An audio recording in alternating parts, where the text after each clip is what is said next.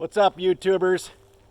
Well, I'm about to show you why you should not have too many of these and go on an online snowmobile auction. Yep, I got involved in an online auction yesterday on a bunch of snowmobiles, vintage sleds, mid-90s sleds, and I kind of went nuts. I ended up with a trailer full of wedges now, or wedgies, whatever you want to call them. So we're going to drop the door down, take a peek at what I picked up here at this auction. Some of them are going to use parts off them, and some of them we're probably going to fix and ride them, because I try to save everything we buy. So let's get this door down and take a look at what we got inside the trailer.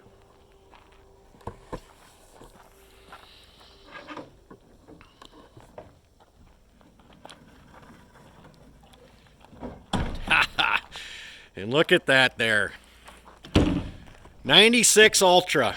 That one I set my high bid pretty high on. I wanted to end up with that Ultra. Another triple to add to the fleet.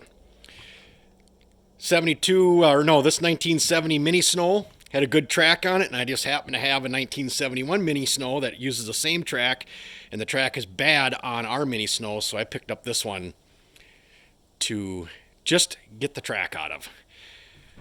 Got a 95 XCR 600 up there, no motor.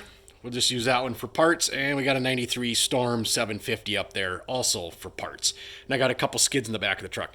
We'll unload these sleds and we'll take a little peek at each one of them.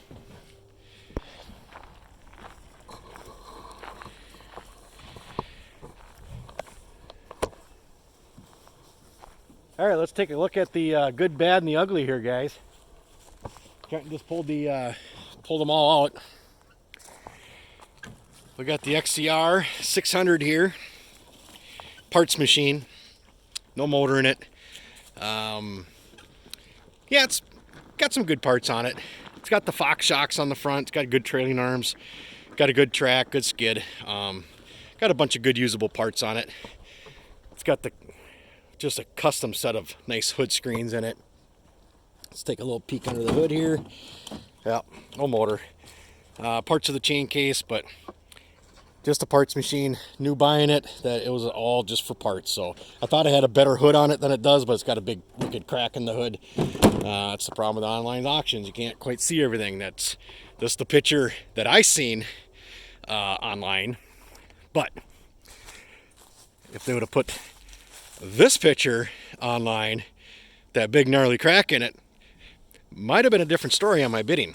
But still, I got it cheap, and we'll be able to use that for parts. Also picked up these 3 skids, extra 10 skids. One of them's a 136. That will be going in one of my next projects, that 136 skid. More to come on that project. Let's walk over and take a look at the Mini Snow, 1970 Moto Ski Mini Snow. I have one of these that's all restored, but the track's getting bad on it, and I bought this thing for $12 just for the track. And it said it had good skis, but no. Once again, if the picture would have been a little clearer of these skis, somebody drove over them. But I bought it only for the track. $12. I think I did pretty well to get a track for my near mint moto ski I already have.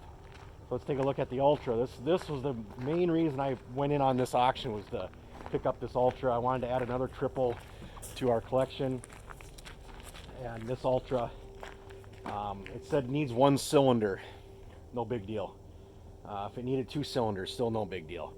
But I've been wanting to add another triple to our collection, and this fits the build. I had one of these back in the day, brand new. I had a 96 Ultra RMK, and you know, a number of years later, I have another one. Not an RMK though, just a standard Ultra. But take a peek at this thing. Love the colors. The color is really nice. Needs a windshield. Like I said, the description on it says needs a cylinder. We'll see. We'll dig into that thing. It's all there. So that's the nice thing about this sled, is everything is here. Hasn't been molested at all. No parts taken off of it. So we'll dig into this one. We'll get the water covers pulled off, get the heads pulled off, and see what's actually going on with why the cylinder is down. So hard saying on that one, but That's going to be a fun sled to keep around. Seat cover ain't bad on all these sleds. Were actually kept inside too. The guy that had all these kept all of his sleds inside, so they haven't been sitting outside at all. So that's kind of nice. It's got a decent track on it. It's got a bunch of good stuff going on there. So that was a really good buy there. And not last but not least, 93 Storm 750. Yeah, I'm not sure why I bought this one. Not positive, but the only reason I can think of is because it has 3 cylinders. That's about the only reason I can come up with why I would have bought it. Somebody's been in it. I think it's locked. It's always concerning when you see a motor without spark plugs in it. That's an indication of that's a motor you should run from. But for some reason I put a bid in on this thing, and I didn't put a very high bid, and I end up having to drag the thing home. So, but there's guys out there that probably want parts off of this 750 motor. I heard the flywheels are desirable for the 800 Storm motor. So, you know, maybe I got something here. You know, maybe I could sell one part off this entire engine, and that's the flywheel for a guy with an 800 Storm. Even though we have 2 800 Storm sleds and we have 1 800 Storm motor, an extra, but I don't think I'm gonna use the flywheel. I heard it changes the timing. I'm not really interested in doing something like that with our motors, so we'll run our stock. We're fine with it. So thanks for watching, guys.